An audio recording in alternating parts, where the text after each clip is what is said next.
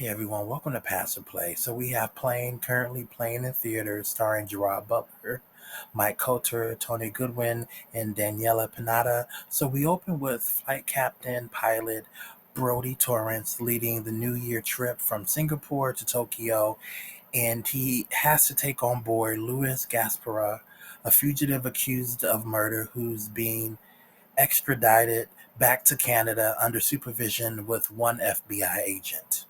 Just one. When the plane gets caught in a lightning strike, the captain has to make an emergency and dangerous landing somewhere in the Philippines. Now, the flight officer does disregard that the current flight plan that the plane is on is heading into a storm and doesn't allow them to change their course, which Captain Torrance asks the flight officer to do. Can we deviate off of the present flight plan, and kind of head east and go around the storm? And the flight officer's like, no. But because it's a flight of just 14 passengers and they can save $12,000, the flight officer is like, no, keep the current course. We need to save, some money, but what about the passengers and crew's lives, though? And I'm sure somebody's going to sue, and I hope they win, because you get to save that $12,000 today and you get sued for millions upon millions later. That really should be the moral of the story for this film. Now, the plane company Trailblazers, they hire Scarsdale, this man who specializes in corporate strategy and crisis management, and already is preparing press releases for every possible scenario to what can happen to the passengers and the crew. And he also hires mercenaries, ex-Marines, ex-covert ops men to go to basically find the plane somewhere in the Philippines based off where it was seen last on their radar in their system. Now, things get real when the militia comes in and takes the passengers and crew to a warehouse to get ransom money and keep them as hostages, basically. Now, Datu, he is the leader of the militia, but he's more reserved and quiet.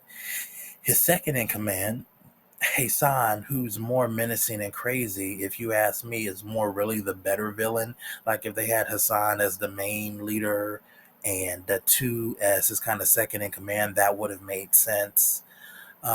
When this is very reminiscent of 90 films, but like when you think about some of the films from the 90s, they have like those, the villains are very kind of very clear, and they're very individualized in the way that they kind of are a villain. And in this particular film, and it could be just based on how the director told the character, how the director told the actor to kind of portray the two. But yeah, it's like Hassan comes off more as, and Hassan in some instances comes off as more the leader than the two does. But I digress. But either way, I would say so. The pacing of the film is pretty nonstop once the plane takes flight. The story or the plot really isn't original, but it's fresh enough to have its own voice. I'm kind of thinking Castaway meets Con Air kind of here. There are no romantic interest storylines, and the movie doesn't overstay its welcome in the runtime at about an hour and 40 minutes. The passengers and the crew, they want to live and get home to their families and loved ones, and that's really the motivating factor. Gerard Butler and Mike Colter as, the flight captain, and Mike Colter as Louise Gasparar are good as a fighting duo. And though their characters are different, they both want the same thing, which is to live and get out of that situation. Basically, just kind of help me, help you, help me. And the plane itself is a character in this film as well, and it has its own problems and its own things that it needs to work on. Now the action again is very 90s, though I like this film. It's not as good as probably like I would say one of my favorite 90s films was Demolition Man, starring with Sylvester Stallone and Wesley Snipes, sorry, and oh man, what's her name? Oh, what is her name?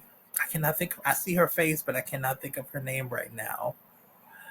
Yeah, yeah, yeah, yeah. What is that? Oh, you know who I'm talking about too.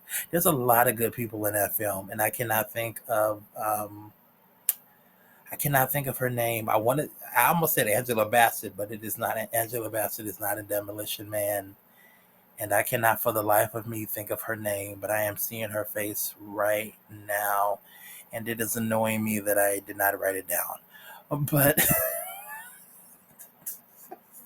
I'm so mad right now. Oh my god, this was like one of her earlier films, and I am seeing the actress's face and I cannot think of her name, and that is really annoying right now. I hate when that happens. Either way, I overall had a good time watching this, and I would give it a play.